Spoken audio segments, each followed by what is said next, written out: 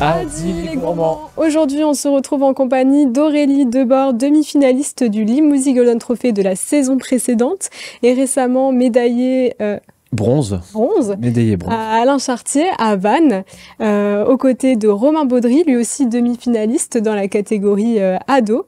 Et Aurélie, j'ai ouï dire que cette année, tu revenais sur la compétition du Limousin Golden Trophy. Alors, pourquoi tu retentes cette aventure gourmande? Alors, je retente cette aventure parce que pour moi, je voudrais atteindre cette fameuse finale et récolter 7 médailles d'or. Parce que du coup, au concours Alain Chartier à Vannes, j'ai eu le bronze. Grâce à Dorian, en demi-finale, j'ai eu l'argent. Mon objectif maintenant, c'est l'or. Ouais, donc on va voir ça. Oui, on va voir ça. Et toi, Dorian, tu la suis depuis le début, donc depuis la saison 1. Oui. Tu la suis aussi sur cette saison 2. Comment Aurélie a évolué depuis son inscription sur le concours? Alors déjà, je pense qu'il y a un peu plus de confiance en elle. Déjà, elle est un petit peu plus ouverte quand on discute, on a toujours des candidats un petit peu réservés au départ, mais c'est normal. Je pense qu'on a essayé de mettre tout le monde en confiance, tous les candidats. Vannes, ça a été un petit peu l'apogée de la première saison. On s'est tous retrouvés, on a bien fêté ça, on a pu surtout échanger, apprendre à connaître les uns et les autres, parce que du coup, on est tous partis sur un week-end entier. Donc on avait un peu un autre cadre et non, je trouve que sur l'avancée, elle a pris plus de risques aussi au fur et à mesure des épreuves, du temps. Donc non, je pense que voilà, cette année devrait pouvoir arriver un peu plus loin, enfin j'espère. On va essayer, après ce sera qu'une belle expérience et j'arrêterai là après. Hein.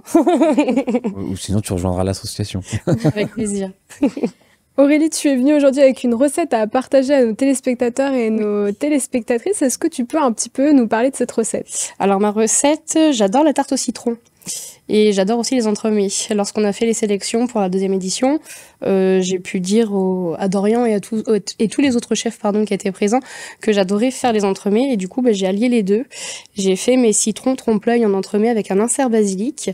Et ma base, c'est une pâte citron avec un fond de meringue et un biscuit madeleine et mon cœur de citron. Ça a l'air très généreux. Ouais, très frais, je pense, à mon avis. On va passer à la dégustation. Ouais, je pense qu'on va goûter ça. Je vous amène ça. S'il vous plaît.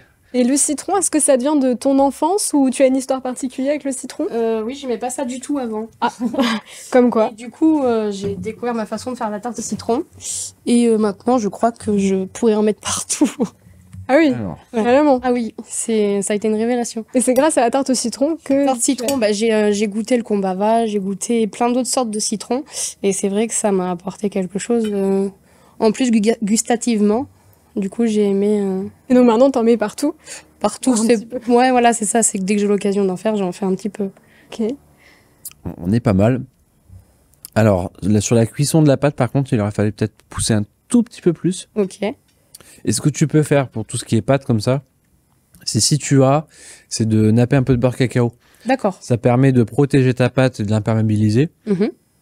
Et puis de garder vraiment ce côté croustillant, parce que sinon forcément la mousse, et là en plus on est quelque chose de très frais, le citron a tendance à détremper un peu les pâtes. Sinon l'alternative c'est de mettre une très fine couche de chocolat blanc qui fera la même chose. Ok, chablonner un petit peu du coup mon fond de pâte. Okay. Tout simplement. Mais sinon voilà, on est sur quelque chose de frais, léger, la mousse est hyper légère, le glaçage vient apporter un peu ce côté sucré qui va venir équilibrer, parce que c'est quand même très peps, très acide, mais on est sur un bon produit. Ah, moi j'aime beaucoup. En tout cas, je trouve qu'après les fêtes où on a toute cette période où on a dégusté beaucoup de choses assez riches, ça fait du bien de revenir sur quelque chose qui est frais, qui nous change un petit peu des goûts qu'on a pu goûter récemment. Ouais, ça fait des petites vacances, c'est bien aussi pour les papilles. Aurélie, qu'est-ce qu'on peut te souhaiter pour cette nouvelle aventure? De l'enrichissement, de l'expérience, beaucoup de partage surtout, du rire et... Voilà, je pense que c'est déjà pas mal. Déjà, le partage, que ce soit avec les chefs ou avec les autres candidats, c'est très important.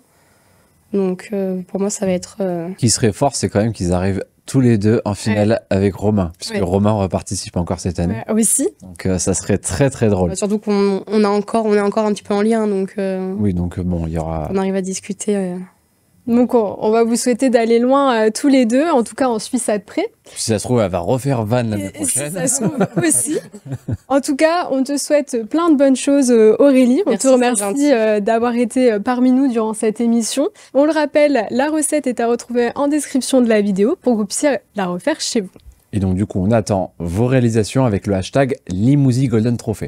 Et on se retrouve la semaine prochaine pour une nouvelle émission du Sweet Mag. À bientôt, les gourmands. À bientôt les gourmands.